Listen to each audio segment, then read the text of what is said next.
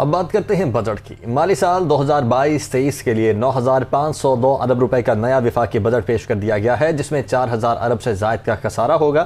وزیر خزانہ نے تنخواہوں میں 15%، پینشن میں 5% اضافے کا اعلان کر دیا ہے۔ شرح نمو 5%، ٹیکس وصولیوں کا ہدف 7,004 ارب، مہنگائی 11.5% تک رہنے کا امکان ہے۔ دفاع پر 1,523 ارب روپے خرچ ہوں گے۔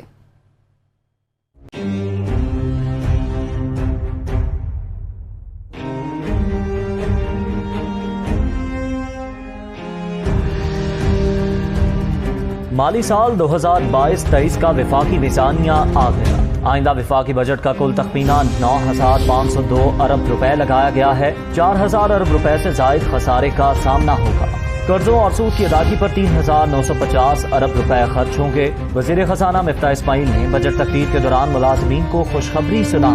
کہتے ہیں تنخواہوں میں 15%، پینشن میں 5% اضافہ ہوگا۔ ملک اس وقت شدید مالی بحران کا شکار ہے، مگر پھر بھی ہمیں سرکاری ملازمین کی مشکلات کا احساس ہے۔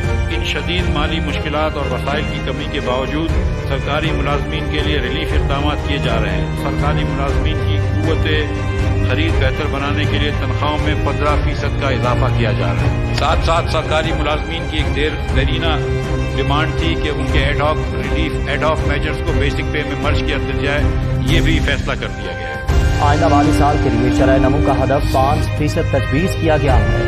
مہنگائی کی شرح 11.5% تک لانے کا ہدف ہے۔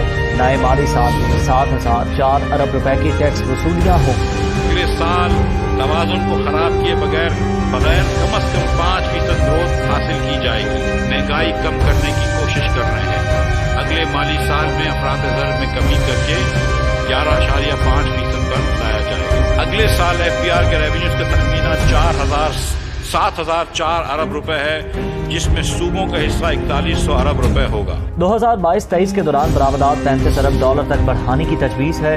درآمدات 76 ارب ڈالر سے کم کر کے 70 ارب ڈالر تک لانے کا ٹارگٹ ہوگا۔ نئے مالی سال میں دفاع پر 1,523 ارب روپے خرچ ہوں گے۔ وفاقی ترقیاتی پروگرام کے لیے 800 ارب روپے رکھے گئے۔ پی ایس ڈی پی کے لیے 800 ارب روپے کا بجٹ مختص کیا گیا ہے۔ ملک کی دفاع کے لیے 1,523 ارب روپے، سول انتظامیہ کے اخراجات کے لیے 550 ارب روپے ہوں گے۔